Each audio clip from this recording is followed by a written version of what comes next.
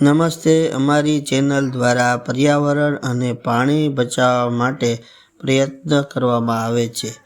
આપ સૌ આ પ્રયત્નમાં અમારી સાથે જોડાઓ તથા અમારી દ્વારા જે વિડીયો અપલોડ કરવામાં આવે છે તેવા કોઈ તમારી પાસે સારા વિચાર હોય તો અમારા ઈમેલ આઈડી પર મોકલવા વિનંતી છે. અમારી ચેનલ પર પ્રથમ વખત આવેલ હોય તો તેનું સ્વાગત કરવામાં આવે છે અને અમારી ચેનલને સબસ્ક્રાઈબ કરવા વિનંતી. આજે આપણે અત્યારે નવા યુગમાં જૂના મકાનો પાડીને નવા મકાનો બનાવવાનો અત્યારે ચાલી રહ્યું છે બદલાવ. તો આપણે જે જૂના મકાન પાડી દેવામાં આવે છે તો તેને રીયુઝ કેવી રીતે થઈ શકે તેની આજે ચર્ચા કરશું અને તે રીયુઝ કરવાથી આપણે પર્યાવરણને કેવી રીતે બચાવી શકાય તેની વાત કરીશું.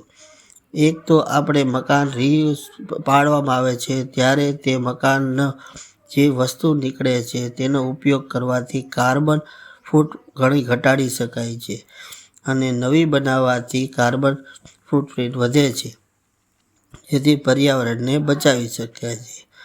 ઇલેક્ટ્રિસિટી એની સાથે બચી શકે, માણસોની મહેનત, ખનિજ સંપત્તિ વગેરે બચી શકે છે.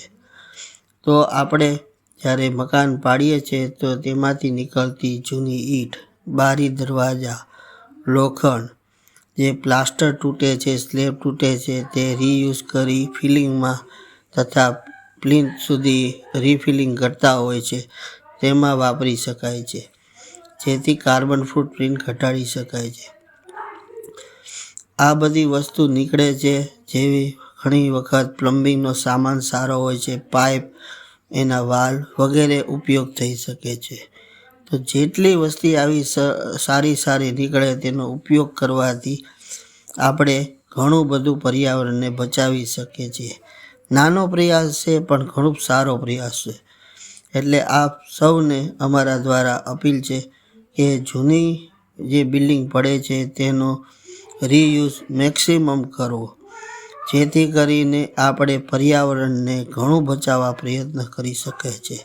તેમાં નીકળતી ઈંટ સાફ કરીને બધી કન્સ્ટ્રક્શનમાં રીયુઝ થઈ શકે છે. ઘણા મકાનોમાં પ્લમ્બિંગનો સામાન પણ નીકળે છે, બારી દરવાજા વગેરે પણ રીયુઝ થઈ શકતા હોય છે.